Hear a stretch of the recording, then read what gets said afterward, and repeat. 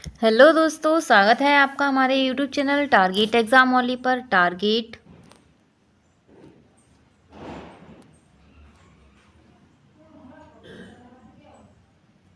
Exam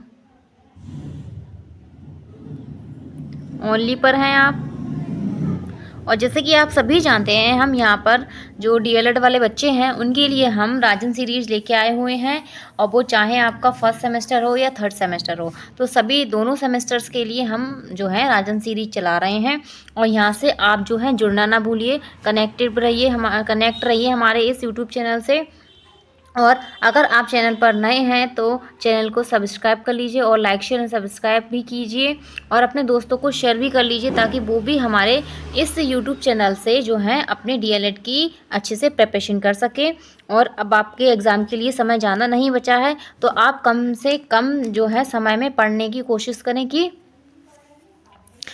इतना आप ना पढ़ें, इतना पढ़ें कि आपको अच्छे से पेपर क्लियर हो जाए। ठीक है, तो इसीलिए हम इस राजन सीरीज़ की महामैराथन्स को लेके आए हैं। हमने इससे पहले की क्लासेस में जो है अपने बहुविकल्पीय की कर चुके हैं। अब हम जो है अति लघु उत्तरीय प्रश्न की क्लासेस करेंगे। ठीक है, तो राजन सीरीज़ की ये महामैराथन सीरीज आपके लिए रामबाण साबित होने वाली है, क्योंकि आपको पेपर में यहीं से क्वेश्चन डायरेक्टली देखने को मिल लेंगे। ठीक है, तो डायरेक्टली आपको यहाँ से क्वेश्चन देखने को मिलने वाले हैं। सही है, चलो हम अपनी क्लास को स्टार्ट करते हैं। और क्लास अच्छी लगे तो लास्ट में कमेंट बॉक्स में मुझे कमेंट जरूर कीजिएगा और ये भी बताइए आपकी कितनी तैयारी हो चुकी है और इस पेपर को आप इस मैराथन को आप कैसे कर चुके हैं। ठीक है, तो चलिए अब हम चलते हैं, अपनी क्लास को स्टार्ट करते हैं अपना टाइम वेस्ट ना करते हुए। सही है, तो आज हम करेंगे अति लघु उत्तरीय प्रश्न। ये महामैराथन आपके लिए रामबाण साबित होगी।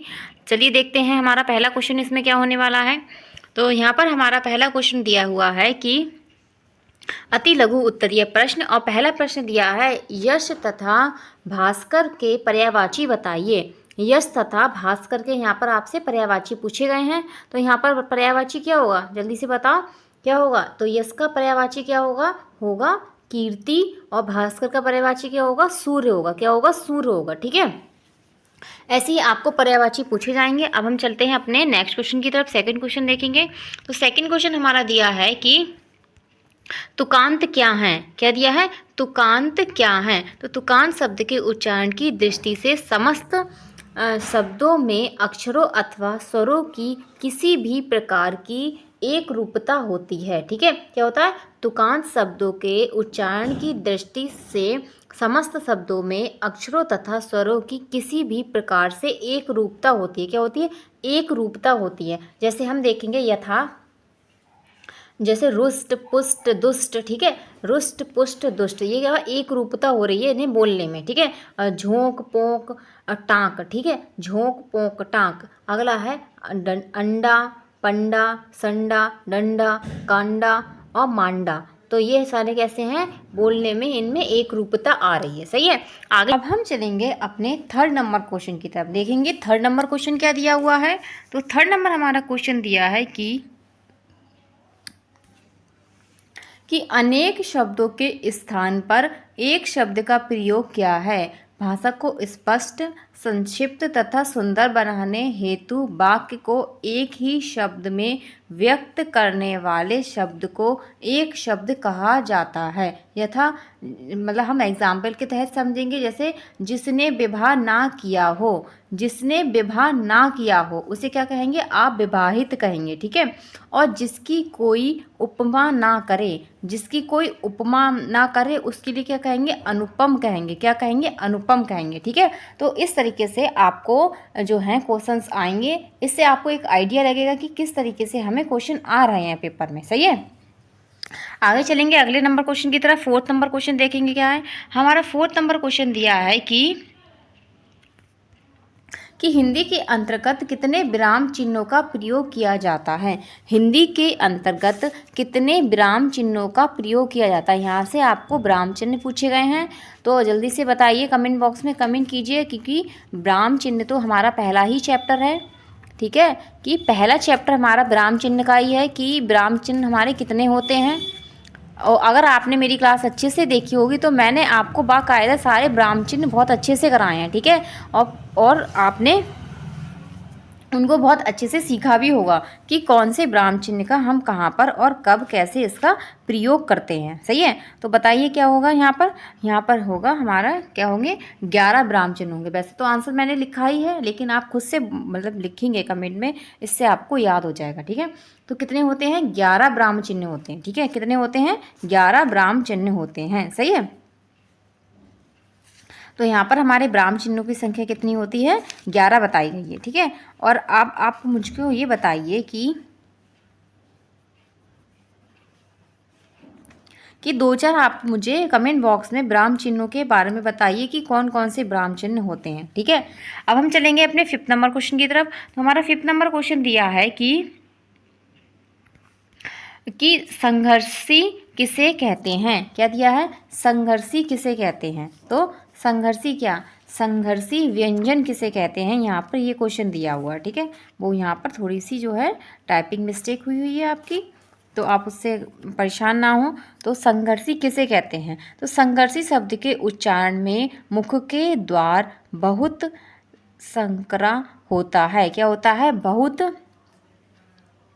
संकरा होता है और सी की आवाज़ आती है। किसकी आवाज़ आती है, सी की आवाज़ आती है। ठीक है, जैसे आपका हो गया, क्या हो गया आपका, खा, ग, ज, फ, श, ह। तो हमारे जो खा वर्ग के जितने भी होते हैं वो हमारे किस में आते हैं, वो हमारे संघर्षी व्यंजन में आते हैं। ठीक है, खा, ग, ज, फ, श। ठीक है, सी की आवाज़ निकले, आप इसकी पहचान रखिए कि जिनमें सी की आवाज़ निकल रही है। सही है, आगे चलेंगे अगले क्वेश्चन की तरफ। अगला हमारा क्वेश्चन क्या दिया है, हमारा 6th नंबर क्वेश्चन दिया है। तो 6th नंबर हमारा क्वेश्चन दिया हुआ है कि ऊष्म व्यंजनों की संख्या है, ऊष्म व्यंजनों की संख्या है। तो कितनी है ऊष्म व्यंजन, इस तरीके से आपको लिखना, फिर लिखना है जिन वर्णों के उच्चारण में हवा मुख से रगड़ खाती है। क्या, हवा मुख से रगड़ खाती है और धीरे धीरे बाहर निकलती है। क्या, धीरे धीरे बाहर निकलती है, उन्हें ऊष्म व्यंजन कहते हैं। अगर आपसे संख्या में पूछा जाए तो कितने होते हैं, 4 होते हैं। तो वो कौन कौन से होते हैं, शाशा शाहा, शाशा शाहा, ऊष्मा निकलती है इन्हें बोलने में। ठीक है, आप अपनी हथेली को हाथ मुंह पे लगाइए और फिर आप शाशा शाहा बोलिए, देखिए आपको गरम गरम सा महसूस होगा। ठीक है, शाशा शाहा, तो इस तरीके से आप उसको बोलेंगे तो आपको इसको याद करने में आसानी होगी। अब हम चलेंगे अपने नेक्स्ट क्वेश्चन की तरफ। 7th नंबर क्वेश्चन देखेंगे।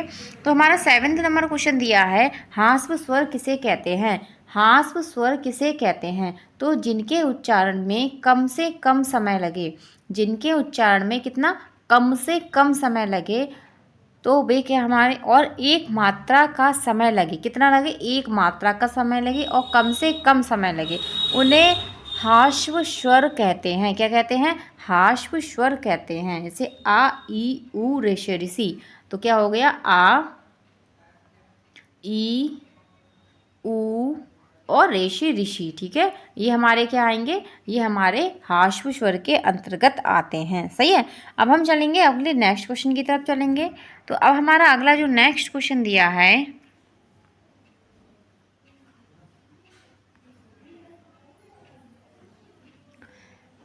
तो हमारा नेक्स्ट क्वेश्चन है 8 नंबर है कि है आवर्चीन और उचित का क्रमशः विलोम लिखिए। और ये आपको यहाँ पर देखिए 18 में और जो है 16 में और 18 में पूछा गया क्वेश्चन है। तो यहाँ से आपके प्रीवियस ईयर भी हो जाएंगे कि कौन सा क्वेश्चन जो है किस ईयर में पूछा गया है।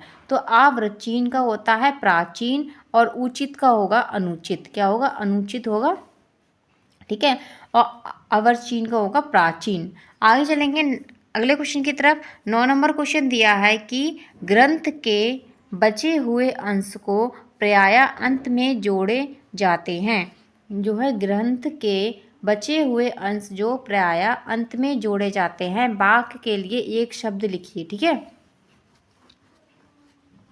तो उसे हम क्या कहते हैं, उसे हम कहते हैं सूक्ति कहते हैं। क्या कहते हैं, सूक्ति कहते हैं। और ये आपका 18 में पूछा गया क्वेश्चन है। अब हम ऐसे ही अपने 10 नंबर क्वेश्चन की तरफ चलेंगे। तो अब हमारा 10 नंबर क्वेश्चन है, अल्प विराम का प्रयोग कब किया जाता है। तो किसी वाक्य में अल्प विराम का प्रयोग देने हेतु अल्प विराम, तो अल्प विराम का ये चिन्ह होता है यहाँ पर। ठीक है, ये हमारा जो है अल्पविराम का चिन्ह है का प्रयोग किया जाता है। जैसे एग्जाम्पल में हम देखेंगे रोको मत जाने दो, रोको मत जाने दो, और यहाँ पर दिया है रोको मत जाने दो। तो यहाँ पर दोनों के जो है अर्थ अलग अलग निकल रहे हैं। एक जो है विराम चिन्ह लगाने से अर्थ क्या हो जाते हैं, बदल जाते हैं। सही है, आगे चलेंगे 11 नंबर क्वेश्चन की तरफ। 11 नंबर क्वेश्चन दिया है कि लेखन के प्रकार बताइए। तो पूछा गया लेखन के प्रकार, तो कौन कौन से होते हैं हमारे, 3 होते हैं। ठीक है, तो 3 हमारे क्या, सुलेख हो गया, अनुलेख हो गया, श्रुतिलेख हो गया। ठीक है, क्या हो गया, सुलेख हो गया, सुलेख,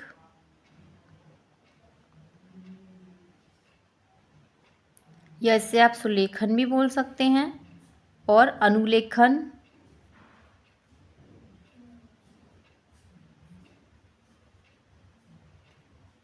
ठीक है।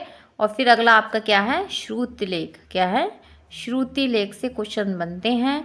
श्रुतिलेख किसे कहते हैं ये पूछा जाता है, तो जो सुनकर लिखा जाता है लेख वही क्या होता है, श्रुतिलेख होता है। ठीक है, आगे हम चलेंगे 12 नंबर क्वेश्चन की तरफ, देखेंगे कौन सा है। तो हमारा 12 नंबर क्वेश्चन दिया है लेखन शिक्षण से आपका क्या अभिप्राय है।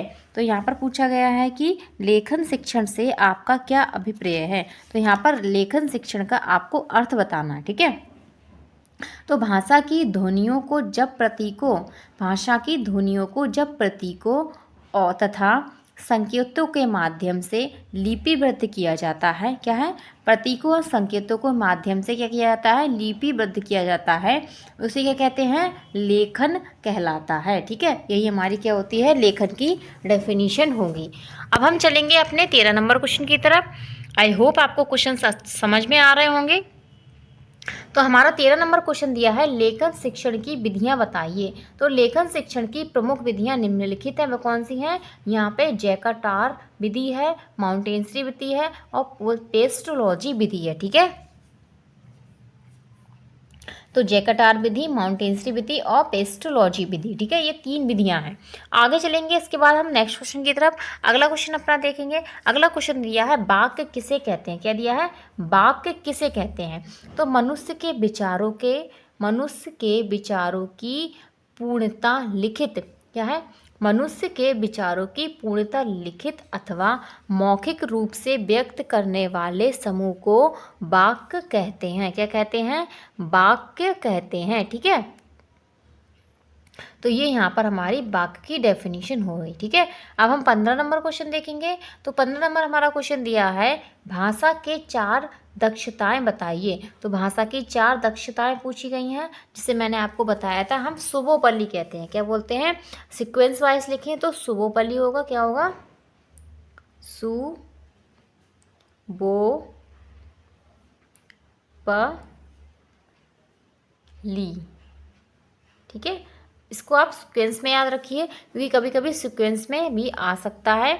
तो सु से हो गया सुनना, बो से बोलना, पा से पढ़ना, ली से लिखना। तो सबसे बाद में बच्चा कौन सा जो अपनी दक्षता है या आप कौशल कह सकते हैं प्रयोग करता है, तो वो लिखने का। ठीक है, सबसे पहले बच्चा क्या है, सुनता है किसी चीज़ को। ऐसे ही हमारा 16 नंबर क्वेश्चन क्या दिया है। तो हमारा 16 नंबर क्वेश्चन दिया हुआ है कि अक्षर समूह का दूसरा नाम बताइए। तो अक्षर समूह का दूसरा नाम क्या है, वर्णमाला है। तो अक्षर समूह को ही हम वर्णमाला कहते हैं। आप 17 नंबर क्वेश्चन देखेंगे। 17 नंबर क्वेश्चन दिया है शाशा शाह किस प्रकार के व्यंजन है। अभी हम इसको ऊपर भी पढ़ चुके हैं। तो शाशा शाह क्या है, जिन वर्णों के उच्चारण, यहाँ पर वर्ण आएगा आपका। ठीक है,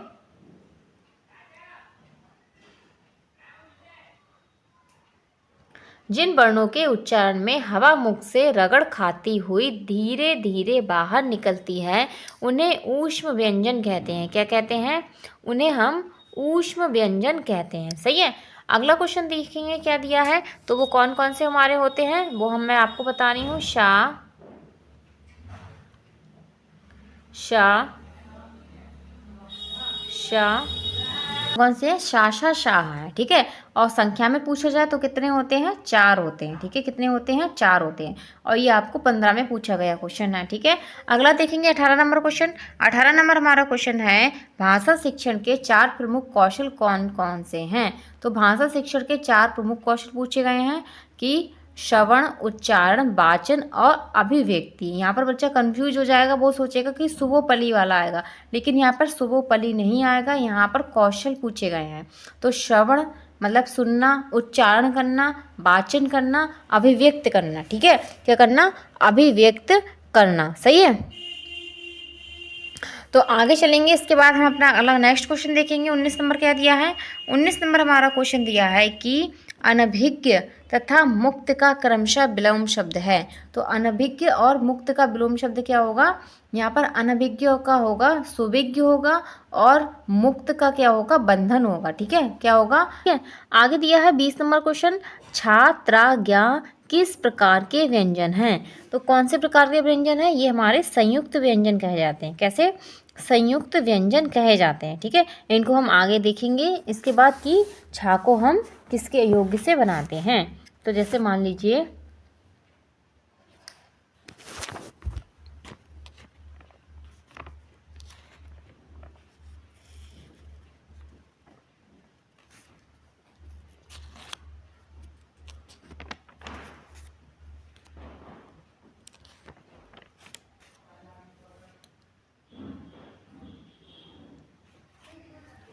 तो यहाँ पर मैं बता रही हूँ आपको कि किस तरीके से ये संयुक्त व्यंजन है, ठीक है। तो छा है, जैसे मान लीजिए छा है ये आपका, ठीक है, छा।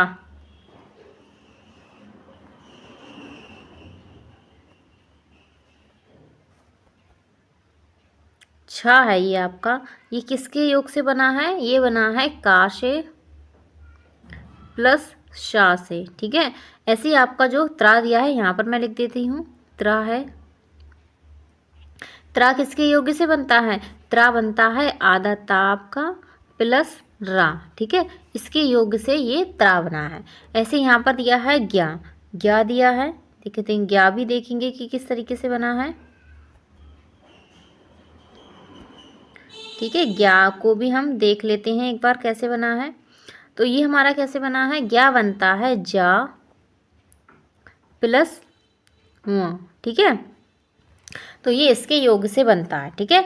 तो इस तरीके से ये यहाँ पर संयुक्त व्यंजन कहे जाते हैं। जो दो व्यंजनों के योग से बनते हैं उन्हें संयुक्त व्यंजन कहते हैं।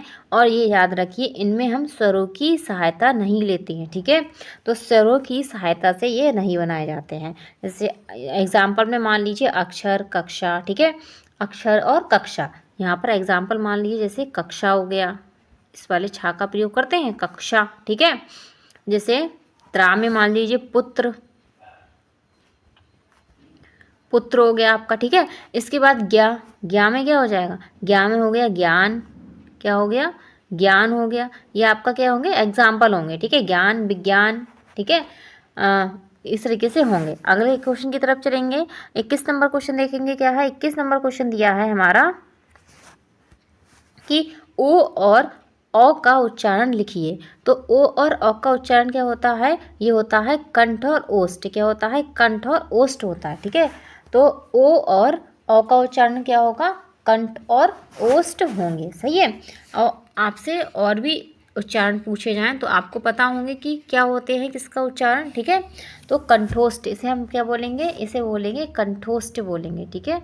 तो कन,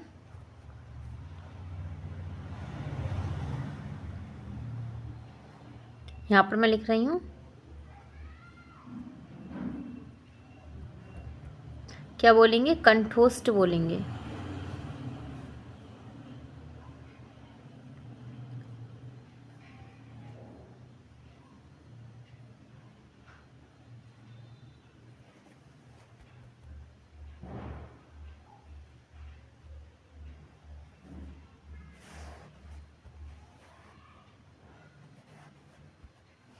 तो इसको क्या बोलेंगे, इसे बोलेंगे कंठोष्ठ बोलेंगे, ठीक है।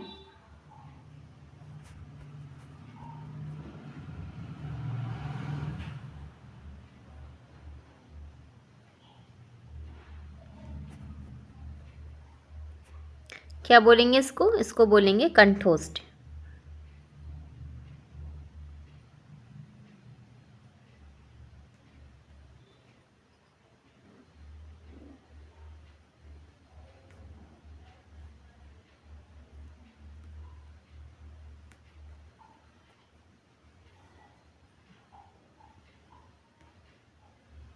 ठीक है, कंठोष्ठ बोलेंगे इसे हम। और यहाँ पर हमारा 22 नंबर भी क्वेश्चन इसी पे दिया है। तो ये दिया है यारा लावा किस प्रकार के व्यंजन हैं। तो यारा लावा किस प्रकार के व्यंजन हो, ये होंगे अंतस्थ व्यंजन होते हैं। ठीक है, कैसे होते हैं? अंतस्थ व्यंजन होते हैं। इनको भी मैं आपको बता चुकी हूँ अपनी क्लास में। ठीक है, और इनसे भी आपसे जो है क्वेश्चन बनते हैं और पूछे भी जाते हैं। सही है। तो यहाँ पर अगर आपसे पूछा जाए जो या होता है इसका उच्चारण स्थान क्या होता है। ठीक है, पूछा जाए कि या का उच्चारण स्थान क्या होगा, तो या का उच्चारण स्थान होगा तालु होगा। ठीक है, या जो हमारा होगा या ये होगा तालु। क्या होगा? तालु होगा।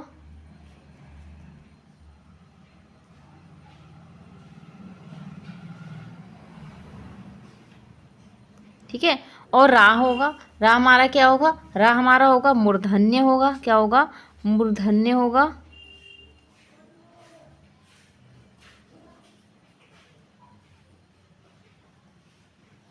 मूर्धन्य होगा। और ला पूछा जाए तो ला हमारा क्या होगा? ला जो हमारा होगा वो हमारा होगा दंत्य होगा। क्या होगा? दंत्य होगा। बहुत ही इंपॉर्टेंट चीज़ मैं आपको बता रही हूँ। ठीक है, यहाँ पर कि ये आपका दंत्य होगा। ठीक है, क्योंकि तीनों जो चारों व्यंजन हमारे ये हैं हमारे हैं अंतस्थ व्यंजन, इनका उच्चारण स्थान डिफरेंट डिफरेंट होता है। ठीक है, तो इससे आपको क्वेश्चन पूछा जा सकता है अंत्य दंत्य। ठीक है, और बा बताइए। बा आप कमेंट बॉक्स में कमेंट करके बताना है कि बा का उच्चारण स्थान क्या होता है। ठीक है, तो उसको आपको मुझे कमेंट बॉक्स में कमेंट करके बताना है। सही है, अब हम आगे चलेंगे अपनी नेक्स्ट क्वेश्चन की तरफ। हमारा नेक्स्ट क्वेश्चन क्या दिया है? ये दिया है अनुस्वर किसे कहते हैं। क्या है? अनुस्वर किसे कहते हैं। तो अनुस्वर के उच्चारण में वायु नाक से निकलती है। कहाँ से निकलती है? नाक से निकलती है। और उच्चारण झटके के साथ होता है। कैसे होता है? झटके से के साथ होता है। जैसे बोल के देखिए, तंडा या डंडा, कंचन, जंगल। ठीक है, ये हमारे क्या होते हैं? झटके के साथ निकलते हैं वर्ड हमारे। तो अब हम चलेंगे अपने अगले क्वेश्चन की तरफ। अगला क्वेश्चन हमारा क्या दिया है? वो दिया है लिपि किसे कहते हैं। लिपि किसे कहते हैं? तो भाषा को लिखने की विधि को लिपि कहा जाता है, अर्थात मुख से उच्चारित ध्वनियों को लिखने में जो ध्वनि चिन्ह विशिष्ट रूप से निर्धारित होते हैं उन्हें लिपि कहते हैं। ठीक है, तो ये हमारी लिपि कही जाती है। आगे देखेंगे, नेक्स्ट क्वेश्चन की तरफ चलेंगे। अगला क्वेश्चन क्या दिया है? अगला क्वेश्चन दिया है कि लेखन शिक्षण की कोई दो विशेषताएं बताइए। तो लेखन शिक्षण की दो विशेषताएं बतानी है। तो इसमें पहली विशेषता हमारी क्या होगी? अक्षर शब्द वाक्य को स्पष्ट रूप प्रदान करना। अक्षर शब्द वाक्य को स्पष्ट रूप प्रदान करना। और सेकंड हमारा क्या दिया है? व्याकरण एवं वर्तनी की दृष्टि से शुद्धता। व्याकरण एवं वर्तनी की दृष्टि से शुद्धता, ये हमारी दो क्या हो जाती हैं? विशेषताएं हो जाती हैं। आगे चलेंगे अगले क्वेश्चन की तरफ। अगला क्वेश्चन देखेंगे क्या है। तो क्लास अच्छी लग रही है केवल देखते ना जाएं, लाइक शेयर एंड सब्सक्राइब भी करते रहिए और अपने बेल आइकन को अच्छे से प्रेस करिए ताकि आपको हमारी क्लासेस का जो है नेक्स्ट क्लास का नोटिफिकेशन मिल जाए और आप हमारी टाइम से क्लास देख सकें। तो इस क्लास को अपने दोस्तों को शेयर कर लीजिए, ज़्यादा से ज़्यादा लोगों को शेयर कीजिए ताकि वो भी हमारे यहाँ पर हमारे टारगेट एग्जाम ऑनली से। तो यहाँ पर हमने अपना 25 नंबर क्वेश्चन कंप्लीट कर लिया है। अब हम चलेंगे अपने 26 नंबर क्वेश्चन की तरफ। ठीक है, चलिए देखते हैं 26 नंबर क्वेश्चन क्या दिया है। हमारा 26 नंबर क्वेश्चन दिया है कि एक सफल भाषा शिक्षक में कौन कौन से गुण होने चाहिए। तो एक सफल भाषा शिक्षक में कौन कौन से गुण होने चाहिए। ठीक है, तो यहाँ पर दिया है एक सफल भाषा शिक्षक के गुण। ठीक है, तो पहला गुण क्या है कि शिक्षक लेखन में निपुण हो, कैसा हो, निपुण हो। ऐसा नहीं हो शिक्षक की राइटिंग ही बेकार हो तो वो बच्चे को क्या अच्छे से सिखा पाएगा, ठीक है। और भाषा का पूर्ण ज्ञान हो, जैसे मान लीजिए आप किसी सब्जेक्ट के टीचर हैं, मान लीजिए हिस्ट्री के हैं या आप हिंदी के हैं या इंग्लिश के हैं, तो आपको अपने सब्जेक्ट के बारे में पूरी नॉलेज होना चाहिए, ठीक है। क्योंकि बच्चा आपसे कहीं से भी कुछ भी पूछ सकता है, तो आप वहाँ पर बता नहीं पाएंगे तो ये बहुत ही जो है एक शर्म वाली बात होगी कि आपको उस सब्जेक्ट के बारे में पता नहीं है, ठीक है। तो बच्चे भी सोचेंगे अरे टीचर को तो पता ही नहीं है। तो अगला हम देखते हैं, अगला क्या होना चाहिए। इसके बाद दिया है प्रभामय वक्ता हो, ये प्रभामय वक्ता हो, क्योंकि अगर बच्चे को बता रहा है तो वो प्रभावशाली तरीके से बताए, ठीक है, ताकि बच्चे अच्छे से उनके दिमाग में वो चीज़ फिट हो जाए। अगला है शिक्षक का उच्चारण शुद्ध होना चाहिए। क्या होना चाहिए, शुद्ध होना चाहिए। तो शिक्षक कैसा होना चाहिए, शुद्ध उच्चारण वाला होना चाहिए। जब टीचर ही अशुद्ध उच्चारण करेगा तो वो बच्चे भी उसी तरीके से सीखेंगे, ठीक है। तो ये सारे गुण एक शिक्षक में होना चाहिए। अब हम चलते हैं अगले क्वेश्चन की तरफ। 27 नंबर क्वेश्चन देखेंगे। 27 नंबर हमारा क्वेश्चन दिया है कि भाषा को परिभाषित कीजिए। तो भाषा को परिभाषित करना है, एक लाइन में लिखना है बस, कि वाक्य में भाव को अभिव्यक्त करने की क्षमता होती है। क्या होती है, वाक्य में भाव को अभिव्यक्त करने की क्षमता होती है। ये क्या हो जाएगी, यहाँ पर इसकी डेफिनेशन हो जाएगी, ठीक है, किसकी, वाक्य की। तो क्वेश्चन क्या दिया है, 27 नंबर क्वेश्चन दिया है, वाक्य की परिभाषा वाक्य को परिभाषित कीजिए, ठीक है। तो वाक्य में भाव को अभिव्यक्त करने की क्षमता होती है। तो वाक्य में क्या होती है, जो हमारे भाव हैं उसको अभिव्यक्त करने की क्षमता है, ठीक है। उससे हमें ये पता चलता है कि व्यक्ति क्या कहना चाह रहा है, ठीक है। क्या पता चलता है कि सामने वाला जो इंसान है वो हमसे कहना क्या चाह रहा है, ठीक है। इसको आगे हम चलेंगे, अगला क्वेश्चन देखेंगे क्या दिया है। अगला हमारा 28 नंबर क्वेश्चन दिया है, वो दिया है वाक्य के अंतर्गत आवश्यक तत्व हैं। तो वाक्य के अंतर्गत कौन कौन से तत्व जो होते हैं महत्वपूर्ण होते हैं या आवश्यक तो होते हैं, ठीक है। तो पहला इसमें होती है आकांक्षा। क्या होती है, आकांक्षा। क्या होना चाहिए, आकांक्षा होनी चाहिए।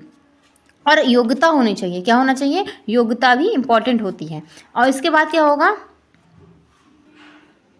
तो क्या होते हैं, ये 3 आवश्यक क्या होते हैं, तत्व होते हैं, ठीक है। तो यहाँ पर अब हमारा 28 नंबर क्वेश्चन कंप्लीट हो गया। अब हम चलेंगे अपने नेक्स्ट क्वेश्चन की तरफ, ठीक है। तो ये सारी चीज़ें जो होती हैं क्या में, वाक्य के अंतर्गत आवश्यक तत्व होते हैं, सही है।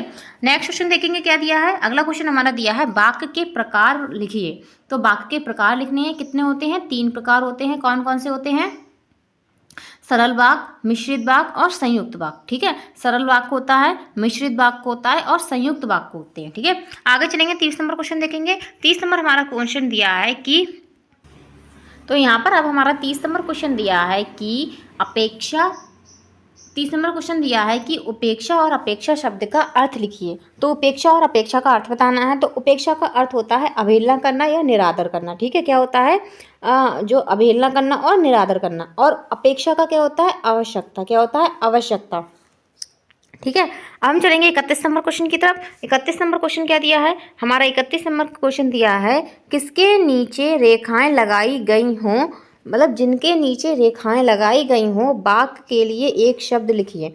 तो जिसके नीचे हम रेखा लगाते हैं तो वाक्य के लिए एक शब्द क्या होगा, रेखांकित, ठीक है। तो क्या कहते हैं, हमने उसको रेखांकित कर दिया, ठीक है। कभी कभी क्वेश्चन में आता है कि रेखांकित वर्ड का जो रेखांकित शब्द का अर्थ बताइए, ठीक है। तो वही रेखांकित, ठीक है। तो अगला क्वेश्चन दिया है 32 नंबर है कि आकाश शब्द के 4 पर्यायवाची शब्द लिखिए। तो आकाश के पर्यायवाची पूछेगा, क्या होगा, नभ, अंबर, गगन, व्योम, ठीक है। नभ, गगन, अंबर, व्योम होगा, ठीक है। आगे चलेंगे अगले क्वेश्चन की तरफ। अगला क्वेश्चन 33 नंबर है। तो हमारा 33 नंबर क्वेश्चन दिया है, ओ और औ किस प्रकार की ध्वनियाँ हैं। तो कौन सी है, अनुनासिक ध्वनियाँ हैं, ठीक है। कौन सी ध्वनियाँ हैं, ये हमारी होती हैं अनुनासिक ध्वनियाँ होती हैं। और इनका पूछा जाए उच्चारण स्थान, तो इनका उच्चारण स्थान अगर आपसे पूछा जाता है तो क्या होगा, तो इनका उच्चारण स्थान होगा कंठोष्ठ। क्या होगा, कंठोष्ठ होगा, ठीक है। उच्चारण स्थान में यहाँ पे लिख दे रही हूँ, उच्चारण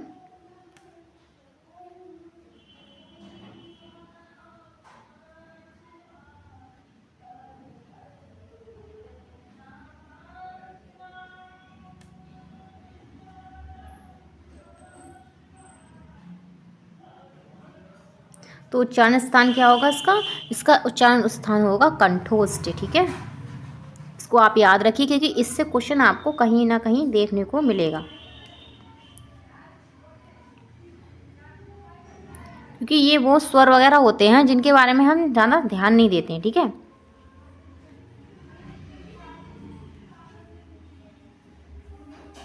ठीक है, ये होता है सही, ओ और अ का उच्चारण स्थान। अगला क्वेश्चन दिया हुआ है 34 नंबर है, संधि एवं संयोग शब्द का विलोम शब्द लिखिए। संधि और संयोग का क्या लिखना है, विलोम शब्द यहाँ पर आपको बताना है। तो क्या होगा इसका विलोम शब्द, इसका विलोम शब्द होगा, संधि का होगा विग्रह होगा, संयोग का क्या होगा वियोग होगा, ठीक है। संधि का क्या होगा विग्रह होगा, यहाँ पर इस तरीके से होगा, मैं लिख रही हूँ यहाँ पे। संधि का क्या होगा,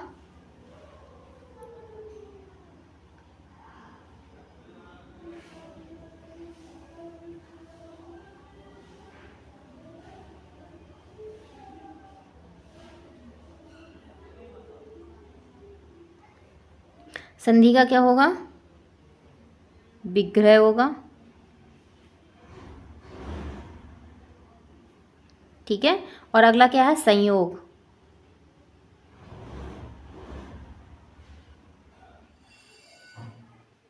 संयोग का क्या होगा, संयोग का होगा वियोग, ठीक है। क्या होगा वियोग, ठीक। तो यहाँ पर आप इसको अच्छे से देख लीजिए। आगे देखेंगे, अगले क्वेश्चन की तरफ चलते हैं। अगला क्वेश्चन क्या दिया है, 35 नंबर क्वेश्चन देखेंगे अब हम, ठीक है। तो 35 नंबर क्वेश्चन देखेंगे इसके बाद नेक्स्ट हम।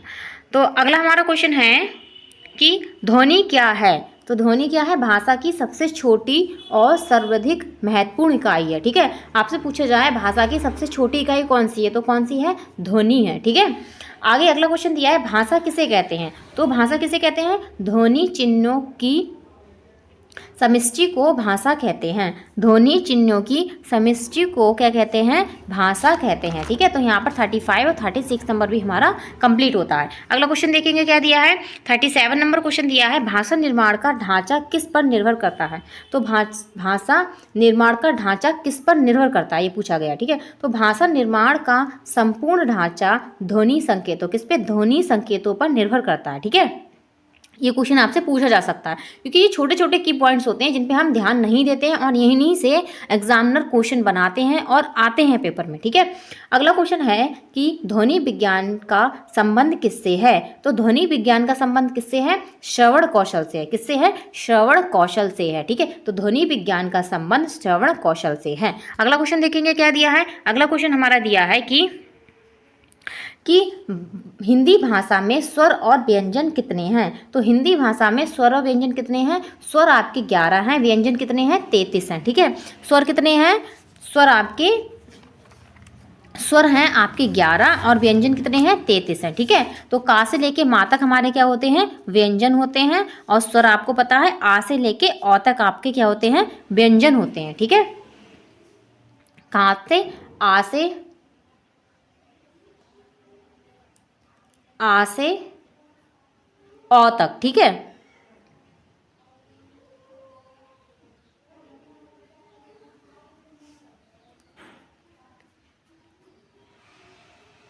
ठीक है, और आपके जो व्यंजन होते हैं वो कहाँ से होते हैं, का से लेके कहाँ तक होंगे, का से लेके माँ तक, ठीक है, माँ तक।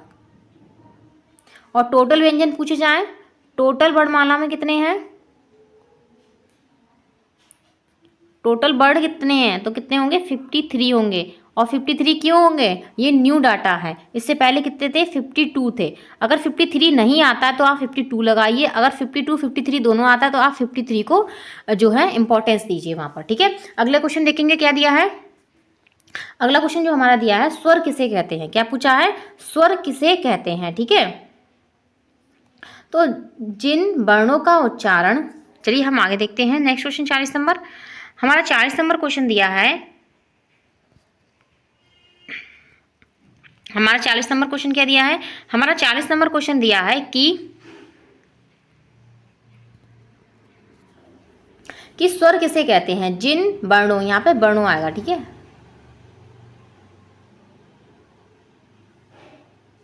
जिन वर्णों का उच्चारण बिना अवरोध के मुंह से निकलता है स्वर कहलाते हैं। हिंदी में आ ई उ ऊ ऋषि ऋषि ऐसे एड़ी ऐसे अनक ओ से उखली औ से औरत। ये हमारे कितने होते हैं? 11 सुर होते हैं। ठीक है, आगे देखेंगे, अगला क्वेश्चन देखेंगे क्या दिया है। अगला क्वेश्चन दिया है हमारा यहाँ पे कि दीर्घ स्वर किसे कहते हैं। क्या दिया है? दीर्घ स्वर किसे कहते हैं। तो इन शब्दों का उच्चारण करने में ह्रस्व स्वर की अपेक्षा अधिक समय लगता है, उन्हें दीर्घ स्वर कहते हैं। ठीक है, क्या कहते हैं? दीर्घ स्वर कहते हैं। इन्हें ह्रस्व स्वर की अपेक्षा क्या लगता है? अधिक समय लगता है। ठीक है, जैसे हमारा बड़ा आ हो गया, ई हो गया, ऊ हो गया, ए हो गया, ए हो गया, ओ हो गया और अ हो गया। ठीक है, ये हमारे क्या होंगे? दीर्घ स्वर होंगे। ठीक है, तो अब हम अगले क्वेश्चन की तरफ चलेंगे। 42 नंबर क्वेश्चन देखेंगे। तो 42, तो यहाँ पर हमारा 41 नंबर क्वेश्चन दिया है कि दीर्घ स्वर किसे कहते हैं। तो 18 में पूछा गया क्वेश्चन है, इन शब्दों का उच्चारण करने में ह्रस्व स्वर की अपेक्षा अधिक समय लगता है। ठीक है, उन्हें क्या कहते हैं? दीर्घ स्वर कहते हैं। जैसे बड़ा आ हो गया, ई ऊ ए ओ औ हमारे हो गए। ठीक है, दीर्घ स्वर। आगे चलेंगे अगले क्वेश्चन की तरफ। अगला क्वेश्चन दिया है हमारा क्वेश्चन है 42 नंबर है कि स्पर्शी व्यंजन किसे कहते हैं। जब मुख द्वार को बंद करके खोला जाता है, जब मुख द्वार को बंद करके खोला जाता है, उससे हवा क्या होता है? उच्चारण स्थान को स्पर्श करती है। जब हम बोलते हैं तो हमारे मुंह में किसी भी चीज़ को जो स्पर्श करती है वायु, उसको क्या कहते हैं? स्पर्शी व्यंजन कहते हैं। ठीक है, तो कौन कौन से होते हैं? आ खा ग घ ट ठ ड ढ त थ द ध त थ ध प फ ब भ। ये हमारे क्या होते हैं? स्पर्शी व्यंजन होते हैं। ठीक है, आगे देखेंगे, नेक्स्ट क्वेश्चन देखेंगे क्या है। अगला क्वेश्चन दिया है 43 नंबर है कि स्पर्शी व संघर्षी व्यंजन किसे कहते हैं। तो आपको बताना है स्पर्शी और संघर्षी व्यंजन दोनों यहाँ पे पूछे गए हैं, तो दोनों को ही बताना है। ठीक है, तो जब मुख द्वार को बंद करके इस प्रकार बोलते हैं कि हवा स्थानों को कुछ जो है रगड़ती हुई चलती है। जब क्या होती है? जब मुख द्वार को बंद करके इस प्रकार बोलते हैं कि हवा स्थानों को कुछ रगड़ती हुई चलती है, तो वहाँ पर क्या होते हैं? स्पर्शी व संघर्षी व्यंजन होते हैं। ये दोनों एक ही होते हैं। ठीक है, तो यहाँ पर हमारा जो चा वर्ग होता है वो हमारा संघर्षी स्पर्श संघर्षी व्यंजन में आता है। सही है, अगला क्वेश्चन देखेंगे क्या दिया है। 44 नंबर है कि भाषा के कितने रूप हैं। तो भाषा के कितने रूप हैं? 2 रूप हैं, एक हो गया लिखित, एक हो गया मौखिक। ठीक है, अगला क्वेश्चन देखेंगे क्या दिया है। अगला क्वेश्चन हमारा दिया है अग्नि, अमृत तथा गणेश। अगला नंबर क्वेश्चन है कि अग्नि, अमृत तथा गणेश के दो दो समानार्थी शब्द लिखिए। ठीक है, तो अग्नि का क्या होगा? अनल और पावक होगा। अग्नि को होगा अनल और पावक होगा। अमृत का क्या होगा? पीयूष और सुधा होगा। और गणेश का तो आपको पता ही है, लंबोदर और गणपति होगा। ठीक है, लंबोदर होगा और गणपति होगा। ठीक है, आगे चलेंगे अगले क्वेश्चन की तरफ। अगला क्वेश्चन हमारा दिया है कि अगला क्वेश्चन हमारा 46 नंबर है कि शब्द ए पद से आप क्या समझते हैं। ठीक है, तो वर्णों के सार्थक मेल को शब्द तथा कविता के कुछ पंक्तियों के मेल को पद कहते हैं। ठीक है, तो इसको अंतर आप याद रखें, अंतर पूछा जा सकता है कि वर्णों के सार्थक मेल को शब्द कहते हैं तथा कविता के कुछ पंक्ति के मेल को क्या कहते हैं? पद कहते हैं। ठीक है, अगला क्वेश्चन देखेंगे 47 नंबर क्या दिया है। 47 नंबर हमारा क्वेश्चन दिया है अंश व अंश में अंतर। तो इन दोनों में आपको अंतर बताना है और ये आपको 2 तरीके से पूछा जा सकता है और 16 में आया हुआ क्वेश्चन है। ठीक है, तो अंश का क्या होता है? ये वाला जो अंश होता है इसका मतलब होता है कंधा। ठीक है, और ये वाला जो अंश होता है इसका मतलब होता है भाग। ठीक है, तो अंश और भाग। ठीक है, यहाँ पे फिर से लिख दे रही हूँ मैं, अंश, अंश तो कंधा। ठीक है, और ये वाला जो अंश होगा इसका मतलब क्या होगा? भाग। ठीक है, अगला क्वेश्चन देखेंगे। अगला 48 नंबर क्वेश्चन दिया है। 48 नंबर क्वेश्चन दिया है अज्ञ और उन्मुख शब्द का क्रमशः विलोम है। तो अज्ञ का होगा विज्ञ होगा और उन्मुख का होगा विमुख होगा। ठीक है, इसको हम ऊपर भी एक बार देख चुके हैं। सही, अगला क्वेश्चन देखेंगे। अगला क्वेश्चन हमारा दिया है कि भ्रंग और बिटप क्या है? भ्रंग और बिटप, भ्रंग और बिटप शब्द के क्रमशः 2 पर्यायवाची बताइए। ठीक है, तो इस तरीके से आ सकते हैं। तो भ्रंग का क्या होगा? भ्रंग का होगा मधुकर और भौरा होगा। क्या होगा? मधुकर और भौरा होगा भ्रंग का। ठीक है, और बिटप, तो बिटप का क्या होगा, तरु होगा या पादप होगा, क्या होगा, तरु होगा और पादप होगा, ठीक है, बिटप का। तो इस तरीके से यहाँ पे होंगे। अगला क्वेश्चन देखेंगे 50 नंबर क्वेश्चन दिया है। तो 50 नंबर हमारा क्वेश्चन है, श्रुति लेख का क्या उद्देश्य है, ठीक है, और श्रुति लेख का अर्थ और महत्व बताइए। इस तरीके से दो तरीके से ये क्वेश्चन बन सकता है, सही है। तो क्या है देखेंगे, श्रुति लेख को अंग्रेजी भाषा में डिक्टेशन कहते हैं। क्या कहते हैं, डिक्टेशन कहते हैं। अध्यापक बच्चों को कक्षा में, कौन सी कक्षा से, कक्षा 5 से ही सुलेख या श्रुति लेख की शिक्षा देना शुरू कर दें तो अच्छा होता है। श्रुति लेख सुनकर लिखा जाता है, ठीक है, सुनकर जो हम लिखते हैं, सही है, जिसको आप इमला भी कह सकते हैं, ठीक है। शिक्षक बोलता जाता है और छात्र इसे लिखते जाते हैं। श्रुति लेख का उद्देश्य क्या है कि शब्द तथा वाक्यों को दुरुस्त करना तथा लिखने में तीव्रता का विकास करना, ठीक है। अगर आपकी राइटिंग बहुत बेकार है या आप जो हैं तेज़ स्पीड से नहीं लिख पाते हैं बच्चे, तो उनके लिए आप क्या है, श्रुति लेख रख सकते हैं, ताकि बच्चे डिक्टेशन को रख सकते हैं कक्षा में, और इसको आपको कक्षा 5 से ही शुरू करा देना चाहिए, ठीक है। आगे देखेंगे, अगले क्वेश्चन की तरफ चलते हैं। तो अगला क्वेश्चन हमारा क्या दिया है, अगला क्वेश्चन हमारा दिया है कि छा वर्ण किसके योग से बना है, ठीक है। तो किसके वर्ण के बाद, का और शा के योग से बना है, ठीक है। अगला क्वेश्चन, व्यंजन से अभिप्राय स्पष्ट कीजिए, कि व्यंजन का क्या अभिप्राय है ये बताना है। तो जिस वर्ण के उच्चारण, क्या है, जिन वर्णों के उच्चारण में मुख से निकलने वाली वायु को मार्ग में विभिन्न अंगों से टकराने के कारण अवरोधता आती है, ठीक है, क्या होती है, अवरोधता आती है, उससे क्या कहते हैं, व्यंजन कहते हैं। ये स्वर की मदद से उच्चारित होते हैं। तो स्वर की मदद से जो बोले जाते हैं क्या होते हैं, व्यंजन होते हैं, ठीक है। आगे देखेंगे नेक्स्ट क्वेश्चन दिया है कि हिंदी भाषा के कौशलों के नाम लिखिए। तो हिंदी भाषा के कौशलों के नाम लिखने, इसको हमने ऊपर भी कहा है, सुनना, बोलना, पढ़ना, लिखना, शुभोपरि, ठीक है।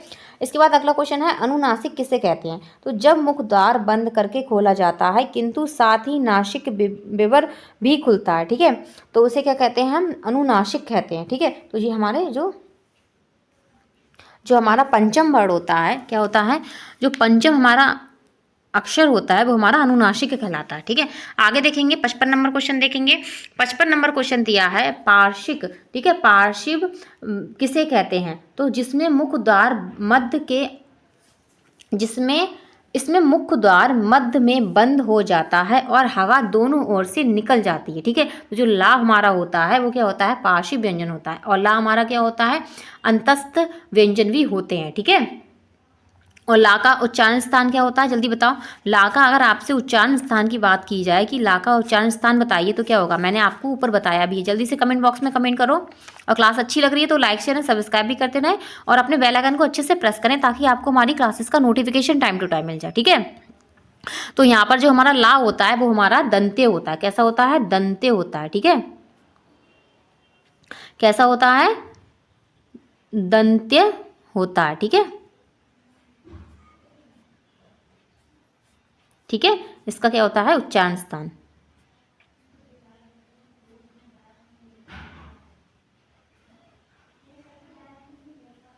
सही है। अब अगला क्वेश्चन दिया है यहाँ पर हमारा, अगला क्वेश्चन देखेंगे क्या दिया है। इसके बाद अगला क्वेश्चन दिया है, लुंठित व लोड़ित किसे कहते हैं। लुंठित तथा लोड़ित किसे कहते हैं। तो इसमें मुख्य द्वार जीभ की नोक, क्या है, जीभ की नोक से शीर्ष ही बंद होता है, क्या होता है, इसमें मुख्य द्वार जीभ की नोक से शीघ्र ही बंद होता है, तो 2-3 बार खुलता है, क्या होता है, 2-3 बार खुलता है। तो रा रा रा, आप रा बोलिए, रा रा रा, ठीक है, 2-3 बार खुलता है। तो रा का उच्चारण स्थान पूछा जाए क्या है, ये भी हमारा अंतस्थ व्यंजन होता है। तो रा का उच्चारण स्थान क्या होगा, तो रा का उच्चारण स्थान हमारा क्या होगा, ये हमारा होगा मूर्धन्य होगा, कैसा होता है, मूर्धन्य होता है।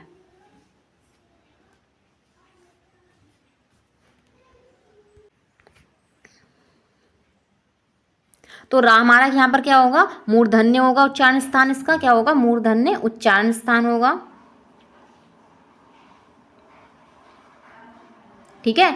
और ये क्या होगा, अंतस्थ व्यंजन में आता है। ठीक है, आगे देखेंगे 57 नंबर क्वेश्चन देखेंगे। 57 नंबर, ये मैं आपको क्वेश्चन जो बता रही हूँ बहुत ही इंपॉर्टेंट क्वेश्चन है, क्योंकि अगर ये आपको आते हैं तो इनको आप नहीं कर सकते जब तक आपको इसके बारे में पता नहीं है। ठीक है, तो नेक्स्ट क्वेश्चन देखेंगे क्या है। अगला क्वेश्चन हमारा दिया है, अर्धस्वर किसे कहते हैं। तो अर्धस्वर किसे कहते हैं, जिनको बोलने में मुख द्वार बहुत शकरा हो जाता है। कैसा होता है, शकरा हो जाता है, और हवा स्वर के समान मध्य से निकल जाती है। क्या होती है, हवा जो होती है मध्य से निकल जाती है। ठीक है, तो या और बा हमारे क्या होते हैं, अर्ध स्वर होते हैं। क्या होते हैं, अर्ध स्वर होते हैं। ठीक है, आगे ये देखेंगे, अगला क्वेश्चन दिया है, अक्षर समूह का दूसरा नाम बताइए। ये भी रिपीटेड क्वेश्चन है, तो क्या कहते हैं, वर्णमाला कहते हैं अक्षर समूह को। ठीक है, अगला क्वेश्चन देखेंगे 59 नंबर देखेंगे क्वेश्चन, जल्दी से चलिए। तो 59 नंबर क्वेश्चन है, देवनागरी लिपि की क्या विशेषता है। तो 59 नंबर हमारा क्वेश्चन दिया है, देवनागरी लिपि की क्या विशेषता है। तो देवनागरी लिपि सुंदर और एवं स्पष्ट है। हमारा मूल साहित्य इसी लिपि में संरक्षित है। ठीक है, क्या है, हमारा मूल जो साहित्य है वो इसी लिपि में है। तो आपसे पूछी जाए हिंदी की लिपि क्या है, तो क्या है, देवनागरी है। ठीक है, अब 60 नंबर क्वेश्चन दिया है कि भावों तथा विचारों के आदान प्रदान का कौन सा माध्यम है। भावों और विचारों के आदान प्रदान का माध्यम क्या होता है, वो होती है भाषा। क्या होती है, भाषा होती है। आपके भाव और विचार हैं उनको अभिव्यक्त करने के लिए आप क्या, भाषा का प्रयोग करते हैं, तभी तो आप दूसरे तक अपनी बात को पहुंचा पाते हैं। ठीक है, आप देखेंगे 61 नंबर क्वेश्चन देखेंगे। 61 नंबर क्वेश्चन दिया है, मनोभावों को बोलकर प्रकट करने का कौन सा माध्यम है। तो मनोभावों को जो बोलकर प्रकट करने का कौन सा माध्यम है, मौखिक माध्यम है। जब हम बोल के प्रकट करते हैं अपने भावों को, वो हमारा मौखिक माध्यम होता है। ठीक है, अब ऐसे अगला क्वेश्चन दिया है 62 नंबर कि पढ़कर व लिखकर विचारों का आदान प्रदान किसके द्वारा किया जाता है। तो किसके द्वारा किया जाता है, लिखित के द्वारा किया जाता है। ठीक है, तो पढ़कर व लिखकर विचारों का आदान प्रदान लिखित भाषा के द्वारा किया जाता है। ठीक है, तो भाषा हमारी दो तरीके से होती है, मौखिक और लिखित होगी। ठीक है, आगे देखेंगे, अगला क्वेश्चन देखेंगे 63 नंबर क्वेश्चन दिया है। तो ये हमारा क्वेश्चन दिया है, भाषा किसे कहते हैं। तो लिखकर तथा बोलकर समझाई जाने वाली बातें भाषा कहलाती हैं। सही है, तो भाषा को हम कई तरीके से डिफाइन कर सकते हैं, उसको बता सकते हैं कि क्या है। ठीक है, ऐसे देखेंगे 64 नंबर क्वेश्चन देखेंगे। 64 नंबर क्वेश्चन दिया है, अनेकार्थी शब्द किसे कहते हैं। ठीक है, अनेकार्थी शब्द किसे कहते हैं। तो भाषा के अंतर्गत अनेक शब्द होते हैं। भाषा के अंतर्गत अनेक शब्द ऐसे होते हैं जिनके एक से अधिक अर्थ होते हैं। ठीक है, वे शब्द अनेकार्थी शब्द कहलाते हैं। जैसे कि इसके नाम से ही स्पष्ट होता है, अनेकार्थी, जिसके अनेक अर्थ हों। जैसे कल शब्द का अर्थ क्या होता है, पिछला दिन, अगला दिन, शोर, ठीक है, मशीन और सुंदर। ठीक है, इस तरीके से होता है। अब अगला क्वेश्चन हम देखेंगे, इसके बाद हमारा क्वेश्चन दिया है कि 64 नंबर है, अनेकार्थी शब्द किसे कहते हैं। अब यहाँ पर पूछा है डेफिनेशन। तो भाषा के अंतर्गत अनेक शब्द ऐसे होते हैं। अब हम आगे चलेंगे, 65 नंबर क्वेश्चन देखेंगे। ठीक है, 5 नंबर हमारा क्वेश्चन दिया है कि पर्यायवाची या समानार्थी शब्द किसे कहते हैं। तो यहाँ से आपको एक चीज़ और क्लियर हो रही है कि पर्यायवाची और समानार्थी चीज़ एक ही होती है। अगर समानार्थी पूछा जाए तो भी वही होगा, और पर्यायवाची पूछा जाए तो भी वही होगा। ठीक है, इसका अर्थ पूछा गया है। तो एक सा अर्थ व्यक्त करने वाले अनेक शब्दों को समानार्थी अथवा पर्यायवाची शब्द कहते हैं। जैसे जल को नीर कहते हैं, बरी कहते हैं, पानी कहते हैं, आदि नाम से जाना जाता है। ठीक है, तो इस तरीके से हम पर्यायवाची और समानार्थी को भी कर सकते हैं। ये आपको 17 में पूछा गया क्वेश्चन है। अब हम चलेंगे इसके बाद अपने अगले क्वेश्चन के 66 नंबर क्वेश्चन देखेंगे। ठीक है, तो हमारा 66 नंबर क्वेश्चन क्या दिया है, 66 नंबर हमारा क्वेश्चन दिया है, वो दिया है कृष्ण का पर्यायवाची क्या है। तो कृष्ण का पर्यायवाची बताना है, तो क्या होगा, जनार्दन होगा। ठीक है, क्या होगा, जनार्दन होगा। ठीक है, अब पूछा है विलोम शब्द किसे कहते हैं। तो विपरीत अर्थ देने वाले शब्द को विलोम शब्द कहते हैं, जो विपरीत अर्थ बताते हैं। ठीक है, रात का दिन, ठीक है, और क्या हो गया, और बहुत सारे होंगे। ठीक है, आपके क्या होंगे, पूरब का पश्चिम हो गया। ठीक है, तो अमृत का विष हो गया, और घृणा का प्रेम हो गया, आदि का अंत हो गया। ठीक है, रक्षक का भक्षक हो गया, जय का पराजय हो गया, आरंभ का अंत हो गया। इस तरीके से हमारे विलोम शब्द होते हैं। ठीक है, जो विपरीत अर्थ देते हैं। ठीक है, तो यहाँ पर जो है हमारी क्लास कंप्लीट होती है आज की। तो आप मुझे बताइएगा कमेंट बॉक्स में आपको क्लास कैसी लगी है, और जो है अपने दोस्तों में शेयर कीजिए, आपकी क्लासमेट है उनको शेयर कीजिए, ताकि वो भी अपने डीएलएड में एक अच्छा स्कोर प्राप्त कर सके। और ये क्लास से आपको क्वेश्चन बनेंगे ही, मैं आपको गारंटी दे रही हूँ, इससे क्वेश्चन पूछे जाएंगे, ठीक है, क्योंकि यहाँ से हमारे क्वेश्चन आते ही आते हैं, ठीक है। तो कुछ भी नया नहीं पूछा जाता है, जो पूछा गया है वही पूछा जाए, लेकिन पर्यायवाची और जो विलोम शब्द होते हैं वो आपको अलग दिखाई देंगे, ठीक है, क्योंकि ये चीज़ें जो होती हैं वो कहीं से भी पूछी जा सकती है। पर्यायवाची विलोम शब्द ये इसकी लिमिटेड चीज़ें नहीं होती हैं, क्योंकि आप देखें बुक्स में तो इतनी हज़ारों की संख्या में आपको क्या है पर्यायवाची और विलोम शब्द मिल जाएंगे, ठीक है। तो यहाँ पर जो है हमारी ये क्लास समाप्त होती है। हमारे YouTube channel target exam only पर ऐसे ही बने रहिए, और जो है क्लासेस देखते रहिए, और जो है हमें ये भी बताइए कि आपको हमारी क्लासेस कैसी लग रही हैं, ठीक है। इससे हमें क्या मिलेगा, इससे हमें मोटिवेशन मिलेगा, और हम अपनी नेक्स्ट क्लास में और भी अच्छी तरीके से आपको क्या है अच्छे से अपनी क्लास को लेकर आएंगे, सही है। तो नेक्स्ट क्लास में मैं फिर से आपको हाजिर होंगी आपके सामने अपने अगले अपनी नेक्स्ट क्लास के साथ, ठीक है। तो आज के लिए बस इतना ही। लाइक शेयर सब्सक्राइब करना ना भूलें, अपने बेल आइकन को अच्छे से प्रेस करिए ताकि आपको हमारी क्लासेस का नोटिफिकेशन टाइम टू टाइम मिले, सही है। ओके, धन्यवाद, कीप वॉचिंग।